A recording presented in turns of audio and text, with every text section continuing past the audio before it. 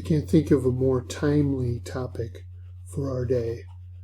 Proverbs says that one wise man is more powerful than 10 rulers in a city. And so our culture is crying loudly for wise men. And so I'm inviting you to listen to what wisdom is, especially in the book of Ecclesiastes, and then join me in its pursuit. So let's talk a little bit about wisdom as it appears in the book of Ecclesiastes. I got to tell you up front, wisdom was designed, the idea of teaching wisdom was designed to have an international appeal.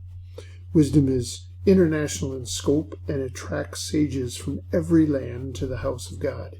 So here is our passage that shows the wisdom of Solomon. It's from 1 Kings chapter 4. I invite you to see the whole thing there. But listen to that international appeal.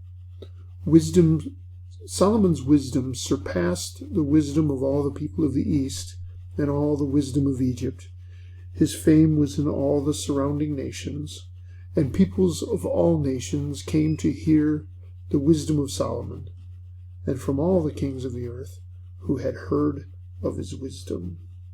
So there is the basis for what we're chasing. Solomon is directing his efforts at teaching wisdom to a wider community than just Israel. People from all over the earth are coming to hear his wisdom. Wisdom also is based on natural revelation. So you won't find Moses mentioned very often. You won't find the book of the law being quoted so much. Wisdom builds on what is in the natural world, the world of the Creator. Solomon, of course, knew who God was, and we see in 1 Kings 3 that Solomon loved the Lord. He knew God's personal name and called upon it when God met him to offer him the possibilities of what turns out to be his request for wisdom. But Solomon doesn't use God's personal name in the book of Ecclesiastes. Instead, we see Elohim, and again, not capital L, capital O, capital R, capital D, which is God's personal name, how it's translated into the English. Wisdom and creation are closely tied together, and I want you to hear a little bit of how they're tied together. Listen to the celebration that happens in the middle of Proverbs chapter 8. This is beginning to read in verse 22.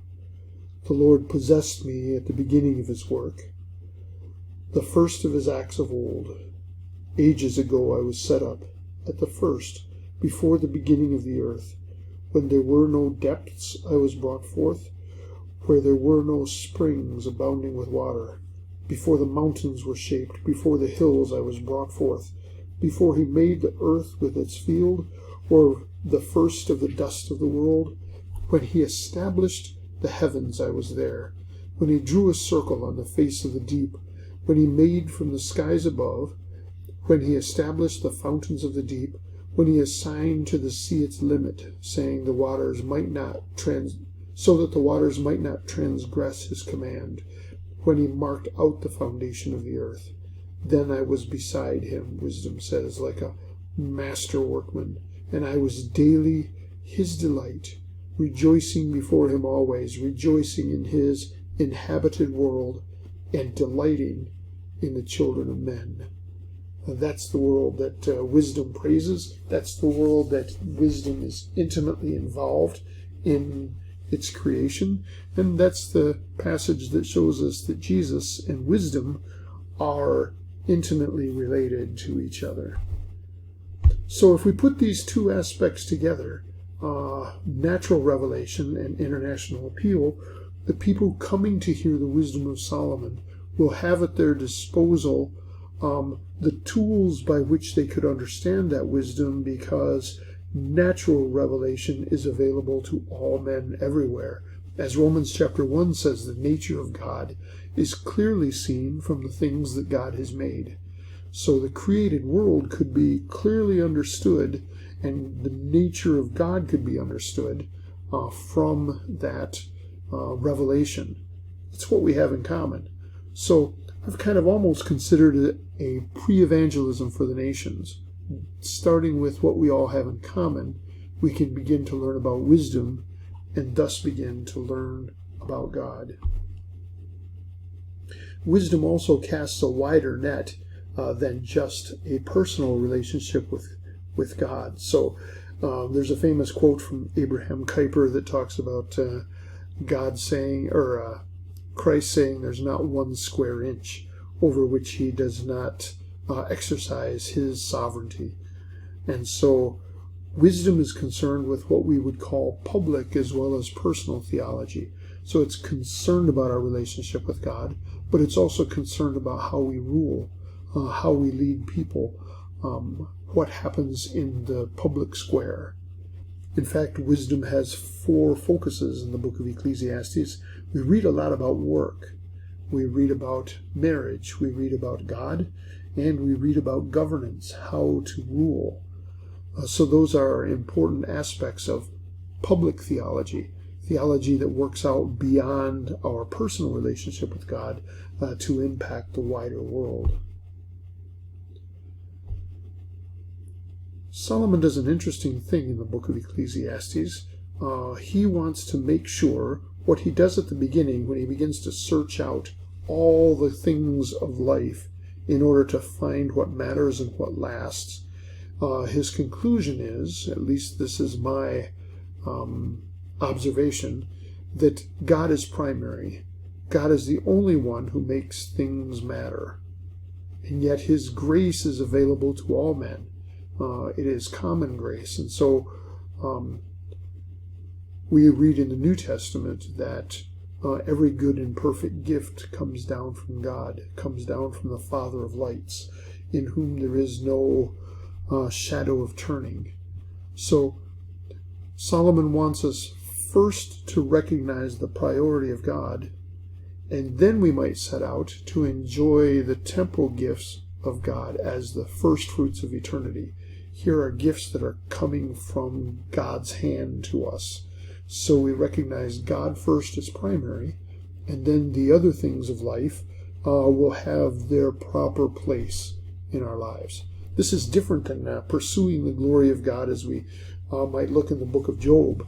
If you ask Job what it means to pursue the glory of God, he might say something like to endure this life in faithfulness, to get to the life that is truly life. What Solomon wants to say is to glorify God in this life, means to pursue him as primary, and then to enjoy everything this world has to offer as gifts coming from his hand, and within the boundaries, of course, that he has set for our satisfaction and for our contentment. So those are life's secondary gifts that Solomon is concerned with putting in the right place. As primary, they're curses to us, but as secondary, they are blessings from the hand of God. All right. Solomon was also concerned in Ecclesiastes to train leaders. So Ecclesiastes has discussions of leadership, of wealth, of the oppression of the poor, and even there's one spot that talks about having that a good leader will press to make sure that the economy is stimulated, that there are cultivated fields, there is fruit, and there is a harvest coming. So this is a lot like the purpose of the book of Proverbs, in which in Proverbs we read the advice of a father to a son, but it is in the context of training those sons for eventual leadership in the kingdom. So we get the same thing in the book of Ecclesiastes. So another question that Ecclesiastes, here are some ways in which we might see what Solomon is trying to do. He wants to ask, at the bottom of all things, what is the good life? What is the best way to invest my short life for the best result, for time and for eternity? And then finally, what is the best way, because he's working with leadership, what is the best way to lead my people? And you remember from the visit of the Queen of Sheba, when she came, she was amazed by what she saw in the kingdom of Solomon as that wisdom was let loose in the public sphere. So if we could compare a little bit, wisdom builds on natural law.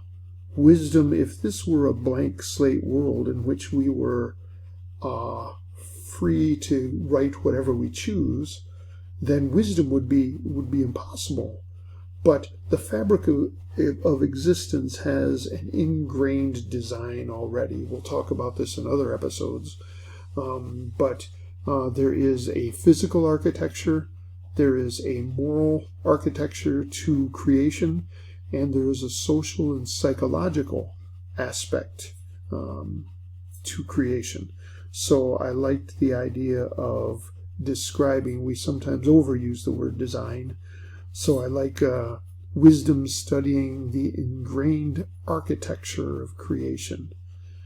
A blank slate world on where you could write whatever you want in your life, it necessarily precludes the possibility of wisdom. Wisdom wants to know what is true, what is good, what is real. And if this was a blank slate world, then nothing is good, nothing is true, and how do we know if it's real? So that's what we're looking at. So wisdom is not a subjective thing. It's not a matter of personal opinion or perspective. The only way wisdom works is to be tied to objective reality. The one who would be wise must adjust his life to the wisdom embedded in the natural world. That is, in the physical world, in the moral world, or in the relational and psychological world. So, wisdom is concerned with guidance for real life. You might, and even Solomon, question whether the pursuit of wisdom was the best, but here was his conclusion on that from Ecclesiastes chapter 2. The wise person has his eyes in his head, but the fool walks in darkness. So while we're here, while we're making decisions about life, following what wisdom dictates is to avoid an incredible number of pitfalls and to find our lives turning out okay. So thanks for listening. I hope you'll check out the other videos on our YouTube channel that talk about the book of Ecclesiastes and some of the other things as we continue to explore how to read the Bible as literature. Thanks for listening.